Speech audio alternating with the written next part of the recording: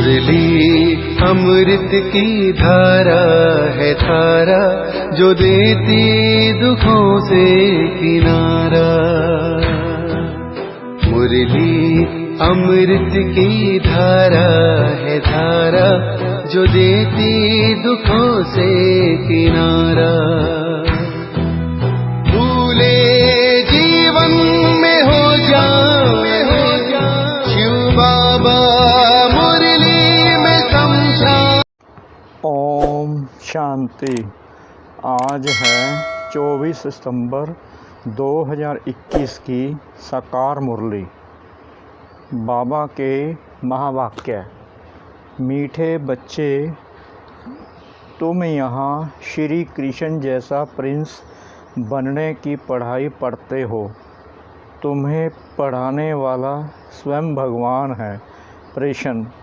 बाबा जब भगवानुवाच शब्द बोलते हैं तो कई बच्चे भी मूंझ जाते हैं, क्यों? उत्तर। क्योंकि भगवान तो गुप्त है। वह समझते हैं शायद इस दादा ने भगवानुवाच बोला है, परंतु निराकार भगवान को बोलने के लिए ज़रूर मुख चाहिए ना। बाबा कहते यह वंडरफुल समझने की बात है कि मैं कैसे इनमें प्रवेश कर तुम्हें पढ़ाता हूँ। ओम शांति। भगवानुवाच। भगवान क्या कहते हैं? यह भगवानुवाच किसने कहा? देखने में तो कोई आता नहीं। मनुष्य को भगवान नहीं कहा जाता। कोई समझेंगे कि बोलने वाले ही कहते हैं भगवानुवाच, लेकिन निराकार भगवान बोल रहे हैं। यह सिर्फ तुम ही जानते हो। यह कौन बैठा है? भगवान कहाँ है? यह नई बात है ना, इसलिए मनुष्य मूंझ जाते हैं, लेकिन भगवानुवाच है ज़रूर। कहते हैं कि मैं बच्चों को राजयोग सिखा रहा हूँ। नर से नारायण अथवा कृष्ण, नारी को लक्ष्मी अथवा राधे बनाने के लिए योग और ज्ञान सिखाता हूँ। इनसे और क्या चाहिए तुमको? हम राजाओं का राजा, प्रिंस का प्रिंस बनाता हूँ। प्रिंस प्रिंसेस भी तो मंदिर में जाते होंगे ना। बेकारी प्रिंस, निर्विकारी प्रिंस श्री कृष्ण को नमन करते हैं, तो मैं तुमको प्रिंस का भी प्रिंस बनाता हूँ। श्री कृष्ण जैसे स्वर्ग का प्रिंस बनो। नॉलेज पढ़ने से ही तो बनेंगे ना। डॉक्टर व बैरिस्टर कहेंगे ना स्टूडेंट को कि मैं तुमको डॉक्टर व बैरिस्टर बनाता हूँ, परंतु पढ़ेंगे तब तो बनेंगे। बाबा कहते बच्चे, अच्छी रीति समझते हो कि राजयोग सिखलाने वाला एक ही भगवान है, ना कि श्री कृष्ण। राधे कृष्ण तो अलग अलग राजाई के बच्चे हैं। उन्हों की आपस में सगाई होती है। शादी के बाद नाम बदलता है, इसलिए चित्र में भी लक्ष्मी नारायण के नीचे राधे कृष्ण को दिखाया है। अब बाप अच्छी रीति समझाते हैं कि यह ब्रह्मा भी नंबर 1 भगत था। पिछाड़ी में नारायण की पूजा करते थे। कृष्ण की भक्ति की व नारायण की भक्ति की एक ही बात है। कृष्ण ही बड़ा होकर नारायण बनता है। अब तुमको नर से नारायण बनने के लिए राजयोग सिखला रहे हैं। अब तुम्हारे 84 जन्म पूरे हुए। अब इनकी आत्मा भी पढ़ रही है, फिर भविष्य में श्री कृष्ण बनती है। बाप कहते हैं बच्चों, तुम ज्ञान चिता पर बैठ गोरे बनते हो, फिर काम चिता पर बैठ सावरे बन गए हो। यह है कंसपुरी। मैं तुमको कृष्णपुरी ले जाने के लिए आया हूँ। श्री कृष्ण ही सर्वगुण संपन्न 16 कला संपूर्ण है। यहाँ कोई में सर्वगुण है नहीं। मैं आया हूँ बच्चों को संपूर्ण निर्विकारी बनना है योग बल से।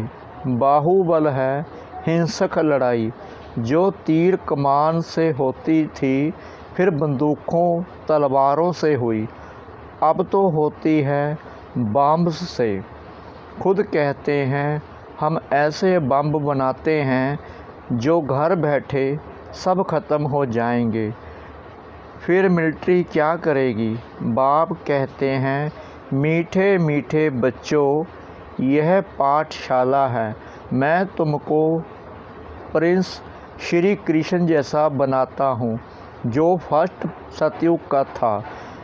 वह अब 84 जन्म लेकर कलयुग में बेगर बना है।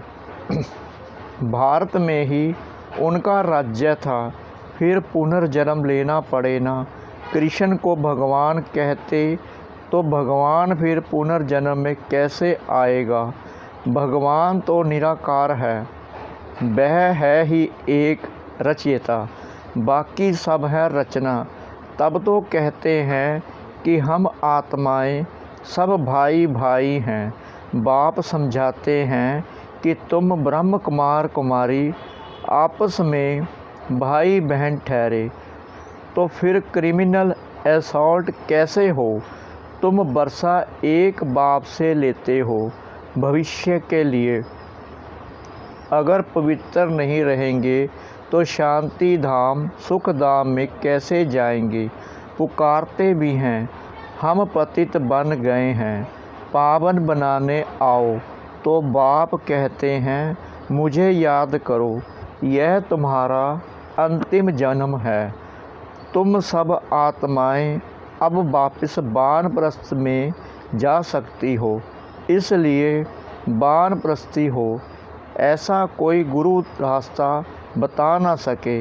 यह ज्ञान है ही एक बाप के पास, वह पतित पावन निराकार है। बाप कहते हैं कि मुझे याद करो थोड़े टाइम के लिए। मैंने इस तन का लोन लिया है, शरीर बिगर आत्मा कैसे बोल सकेगी।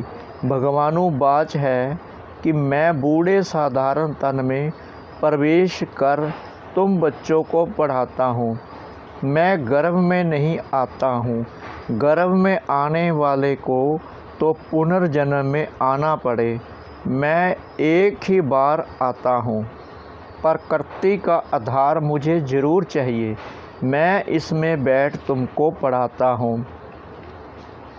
यह तो पहले अपना जवाहरात का धंधा करता था, कोई गुरु ने नहीं सिखाया। अचानक ही बाप ने प्रवेश किया। करण करावनहार होने कारण इससे कर्तव्य कराते रहते हैं। यह भी सीखता जाता है, तुम भी साथ में सीखते जाते हो। बोलते हैं तुमको, परंतु सुनता पहले मैं हूँ। पढ़ाने तुम बच्चों को आता हूँ, परंतु इनकी आत्मा भी पढ़ती रहती है।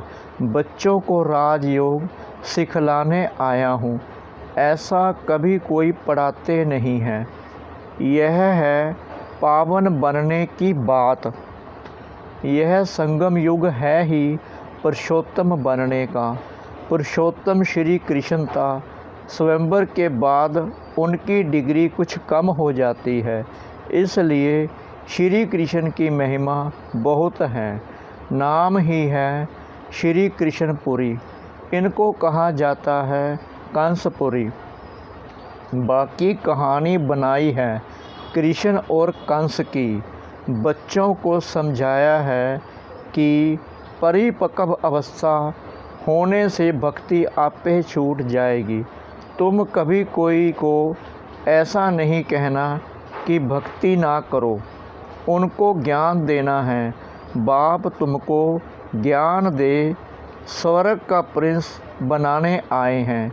कृष्ण भी स्वर्ग का मालिक था, अब नहीं है, फिर से वह भी राजयोग द्वारा बन रहे हैं। तुमको भी पुरुषार्थ कर बाप को याद करना है। हेवन की स्थापना करने वाला है हेवनली गॉड फादर, वहीं आकर नई सृष्टि रचते हैं। वह करेगा तब जब कलयुग पूरा होगा। सतयुग त्रेता में नहीं आते। कहते हैं मैं कल्प कल्प संगम युगे आता हूँ। उन्होंने कल्प अक्षर निकाल सिर्फ युगे युगे लिख दिया है। तो भी 4 युग हैं, 5वां है यह संगम युग। अच्छा, फिर तो 5 अवतार मानो, परंतु इतने कछमच परशुराम अवतार होते हैं क्या? यह सभी हैं शास्त्रों की बातें। धर्म का नाम और भारत का नाम ही बदली कर दिया है। हिंदू धर्म और हिंदुस्तान कह देते हैं। भारत नाम क्यों बदलना चाहिए? यदा यदा ही धर्मस्य भारत, उसमें भी भारत का अक्षर आता है। बाप समझाते हैं कि तुमने कोई एक जन्म थोड़ी भक्ति की है, द्वापर से की है। भक्ति भी पहले अभय विचारी थी, सिर्फ शिव की भक्ति करते थे। जिस शिव बाबा ने ही भारत को स्वर्ग बनाया था और अब फिर स्वर्ग का मालिक बनाने आए हैं, तो पतित शरीर में बैठ बताते हैं कि मैं आता ही हूँ पतित शरीर में, पतित दुनिया में पतितों को पावन बनाने। भक्ति मार्ग में तो फिर भी मेरे लिए बड़ा भारी मंदिर बनाते हैं। कितनी क्लियर बात है। इनमें बाबा की प्रवेशता हुई और गीता आदि पढ़ना छोड़ दिया। भक्ति छूट गई, अनायास ही तो छोड़ा। तुमको कोई ने कहा नहीं कि भक्ति नहीं करो। अब तुम बच्चों को बाबा समझाते हैं कि फिर से मैं तुमको कृष्णपुरी का मालिक बनाता हूँ। कृष्ण की फिर 8 डिनेस्टी चलती है। पहले कहेंगे प्रिंस ऑफ सतयुग, फिर बनता है किंग ऑफ सतयुग। 8 पीढ़ी उनकी चलती है। उस समय तो दूसरी राजाई होती नहीं। अब बाबा कहते हैं तुम बच्चे भी सतयुग के प्रिंस बनो। भक्ति में कोई सुख नहीं है, ज्ञान से तुम स्वर्ग के मालिक बनते हो। कोई का बाप मर जाता है तो उनसे पूछा जाए तुम्हारा बाप कहाँ गया? कहेंगे स्वर्गवासी हुआ। समझते हैं आत्मा और शरीर दोनों गए, लेकिन शरीर तो यहाँ ही छोड़ गए, बाकी गई आत्मा। इसका मतलब पहले नरक में था, आत्मा शरीर छोड़ स्वर्ग में गई। फिर इसमें रोने की क्या दरकार है? स्वर्ग अब यहाँ है क्या? परंतु समझते नहीं हैं। कह देते सब ईश्वर का हुक्म है। सुख दुख सब ईश्वर देता है। सब ईश्वर के रूप हैं, परंतु बाप कहते हैं कि मैं बच्चों को दुख कैसे दे सकता हूँ? बाप से बच्चे कब दुख मांगते हैं क्या? बाप तो बच्चों को लायक बनाकर प्रॉपर्टी दे जाते हैं। बाकी दुख तो हर एक को कर्मों के अनुसार ही मिलता है। बाप कहते हैं कि अभी बच्चे आदि कुछ नहीं मांगो, अभी यह प्रॉपर्टी आदि सब खत्म होने वाली है। फिर तुम्हारे बच्चों को क्या मिलेगा? इतना समय ही नहीं है जो तुम्हारी प्रॉपर्टी का बच्चा मालिक बन सके। बच्चा बड़ा हो तब तो मालिक बने, परंतु इतना टाइम ही नहीं है। विनाश सामने खड़ा है। मनुष्य तो कहते हैं कि कलयुग में अर्जुन 40,000 वर्ष पड़े हैं। यह ब्रह्म कुमार कुमारियाँ तो विनाश विनाश करते रहते हैं। कहानी है ना, शेर आया, आखिर तो आया और खा गया। सब समझते हैं कि थोड़ा थोड़ा काल आएगा, यह तो होता ही रहता है, लेकिन तुम कहते हो कि महाकाल आया हुआ है। शिव बाबा कालों का काल आया हुआ है जो सभी आत्माओं को वापस ले जाएगा, तो शरीर तो ज़रूर छोड़ना पड़े। इसलिए बाबा कहते हैं योग से पवित्र बनो, आत्माओं को पवित्र बनाए, फिर वापस ले जाएंगे। अगर पवित्र नहीं बनेंगे तो बहुत सजाएं अंत में खानी पड़ेगी और ऊंच पद भी पा नहीं सकेंगे। Shri Krishna number 1 pass with honour है, उनको स्कॉलरशिप मिलती है, 21 जन्म राज्य पाते हैं। कितना सहज समझाते हैं, बुद्धि में बैठता भी है फिर गुम हो जाता है। किसको भी भक्ति छुड़ानी नहीं है। बाप आए हैं भक्तों को भक्ति का फल देने। कहते हैं मैं कल्प पहले मिसल फिर उसी साधारण तन में आया हूँ, कल्प कल्प आकर तुमको पढ़ाता हूँ। यह है ऊंच से ऊंच पढ़ाई। तुम जानते हो हम सतो प्रधान थे, अब तमो प्रधान हैं, फिर भारत ही सतो प्रधान बनता है। और धर्म वालों ने इतना सुख नहीं देखा है तो दुख भी नहीं देखा है। बाहर वालों के पास पैसा तो बहुत है तो गरीब देश को कर्ज देते हैं। उन बेचारों को पता नहीं है यह तो रिटर्न हो रहा है। बिल्कुल घोर अंधियारे में कुंभकर्ण की नींद में सोए हुए हैं, पिछाड़ी में हाय हाय कर उठेंगे। फिर तुम कहेंगे टू लेट, क्योंकि लड़ाई शुरू हो जाएगी। फिर क्या करेंगे? भंबोर को आग लग जाती, फिर तो टू लेट हो जाता है। इसलिए बाप कहते बच्चे अब जल्दी जल्दी पुरुषार्थ करते जाओ। बाबा कोई जास्ती तकलीफ़ नहीं देते हैं। बाबा को आकर कहते हैं कि बाबा अगर हम पूजा नहीं करते तो वह कहते हैं कि यह तो नास्तिक बन गया है। बाबा राय देते हैं कि साक्षी होकर बाबा की याद में रहो, थोड़ी थोड़ी पूजा बाहर से कर दो। एक होता है दिल से करना, दूसरा होता है राज़ी करने के लिए करना। अंदर में तुमको शिव बाबा को याद करना है। अगर कोई तंग करते हैं तो पूजा कर दिखाओ तो वह खुश हो जाएंगे। यह कोई पाप का काम नहीं है। बाबा तो बहुतों को कहते हैं शादी आदि पर भले जाओ, दोनों तरफ तोड़ निभाना है। वहाँ भी सुनाते सुनाते कोई ना कोई को तीर लग जाएगा। युक्ति से चलना है। बाप का फरमान है कि अब पतित नहीं बनना है, पवित्र बनने से ही तुम कृष्णपुरी के मालिक बनेंगे। शिव बाबा को याद करो तो विक्रम विनाश होंगे और विश्व के मालिक बन जाएंगे। बच्चों, ऐसी ऐसी युक्ति से अपने मित्र संबंधियों को समझाना है। वह है जिस्मानी यात्रा, यह है रूहानी यात्रा। यह रूहानी यात्रा बाप सिखलाते हैं। कहते हैं कि माम एकम याद करो तो पतित से पावन बन जाएंगे और सब दुख दूर हो जाएंगे। कोई बिरला व्यापारी व्यापार करे अर्थात बैकुंठ की बादशाही लेवे, श्रीमत पर चलते रहो। ऐसे भी ना हो पैसे आदि कहाँ मुफ्त में जाएं, कुछ फल नहीं निकले। घर बार भी संभालना है, बच्चों की पालना भी करनी है, सिर्फ श्रीमत पर चलना है।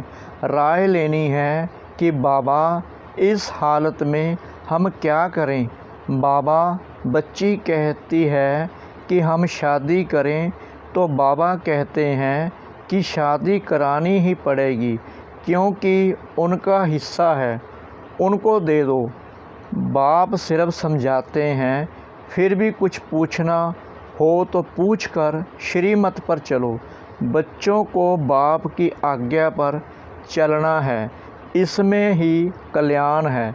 अच्छा, मीठे मीठे सिकले दे बच्चों प्रति मात पिता बाप दादा का याद प्यार और गुड मॉर्निंग। रूहानी बाप की रूहानी बच्चों को नमस्ते। हम रूहानी बच्चों की रूहानी बाप दादा को श्रद्धा भरी प्रेम भरी नमस्ते। शुक्रिया बाबा, शुक्रिया बाबा, शुक्रिया बाबा इस मीठी मुरली के लिए। धारणा के लिए मुख्य सार। नंबर 1, हर कर्म साक्षी होकर शिव बाबा की याद में करना है। लौकिक अलौकिक दोनों तरफ तोड़ निभाना है। लौकिक से युक्ति उक्त चलना है। नंबर 2, इस समय अंतिम जन्म में भी यह वानप्रस्थ अवस्था है, वापिस घर जाना है, इसलिए पावन जरूर बनना है, कोई भी बंधन नहीं बनाने हैं। वरदान। पुराने संस्कारों व विघ्नों से मुक्ति प्राप्त करने वाले सदा शक्ति संपन्न भव। किसी भी प्रकार के विघ्नों से, कमजोरियों से या पुराने संस्कारों से मुक्ति चाहते हो तो शक्ति धारण करो, अर्थात अलंकारी रूप होकर रहो। जो अलंकारी से सदा सजे सजाए रहते हैं वह भविष्य में विष्णुवंशी बनते हैं, लेकिन अभी वैष्णव बन जाते हैं। उन्हें कोई भी तमोगुणी संकल्प व संस्कार टच नहीं कर सकता। वे पुरानी दुनिया अथवा दुनिया की कोई भी वस्तु और व्यक्तियों से सहज ही किनारा कर लेते हैं। उन्हें कारने अकारने भी कोई टच नहीं कर सकता। स्लोगन। हर समय हर कर्म में बैलेंस रखना ही सर्व की ब्लेसिंग प्राप्त करने का साधन है। हर समय हर कर्म में बैलेंस रखना ही सर्व की ब्लेसिंग प्राप्त करने का साधन है। ओम शांति।